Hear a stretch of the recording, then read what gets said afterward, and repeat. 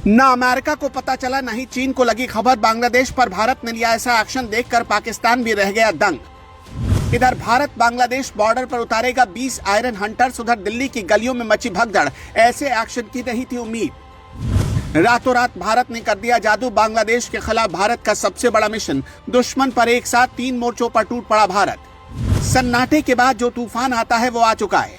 भारत अभी तक शांत होकर सब कुछ देख रहा था, लेकिन अब ऐसा तूफान आया जिसमें बांग्लादेश उड़ जाएगा। चीन और अमेरिका को खबर भी नहीं लगी, भारत ने बांग्लादेश के साथ सबसे बड़ा खेल कर दिया। रातों रात भारत ने ऐसा जादू चलाया कि यूनुस और शहबाज अपना सर पकड़कर बैठ जाएंगे।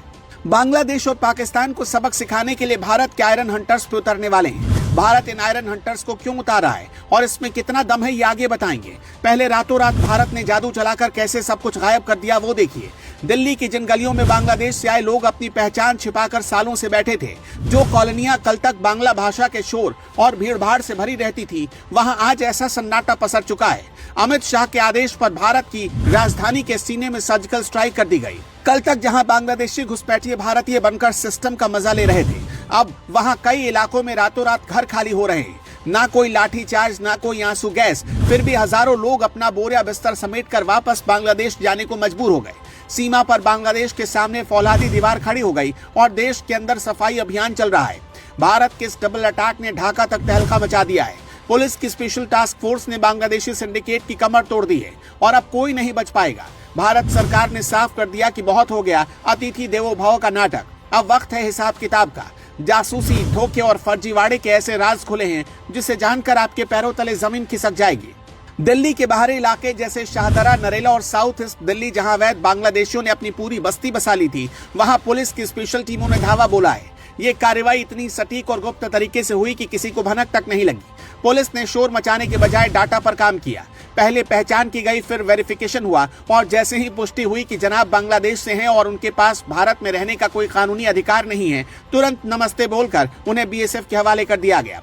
सबसे मजे की बात तो ये रही कि इस बार मानवाधिकार के नाम पर छाती पीटने वालों को भी संभलने का मौका नहीं मिला। इतने सालों से ये घुसपैठिए जुगाड़ से मौज काट रहे थे। इनके पास वो सारे डॉक्यूमेंट्स थे जो शायद एक आम भारतीय नागरिक के पास भी आसानी से ना मिले। Aadhaar card, ration card, voter ID, सब कुछ ओरिजिनल जैसा था, लेकिन असल में वो फर्जी था।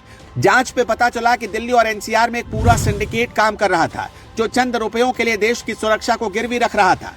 लेकिन पुलिस ने लाठी छोड़कर हाईटेक तरीका अपनाया। बायोमेट्रिक्स और फेस रिकॉग्निशन टेक्नोलॉजी के जरिए फर्जी आईडी वाले धर लिए गए। इनमें से कई ऐसे हैं जो पहले भी रिपोर्ट कर दिए जा चुके हैं, लेकिन नाम और पहचान बदलकर वापस आ गए। जो लोग कल तक खुद को पक्का दिल्ली वाला बता रहे थे, वो पुलिस के 2 सवालों में ही टूट गए। उन्होंने कबूल लिया कि वो सीमा पार बांग्लादेश से आए हैं। चीन से लेकर अमेरिका और पाकिस्तान बांग्लादेश के रास्ते भारत का माहौल खराब करने का प्लान बना रहे थे। अवैध घुसपैठिए स्लीपर सेल का काम करने वाले थे, लेकिन भारत ने दुश्मनों के मंसूबों पर पानी फेर दिया। मेन गेट पर ताला लगाकर अंदर बैठे दुश्मनों को बाहर फेंका जा रहा है। पुलिस की जांच में ये बात भी सामने आई है कि इनमें से कई लोग चोरी, झपटमारी और नशीले पदार्थों की तस्करी जैसे धंधों में शामिल थे।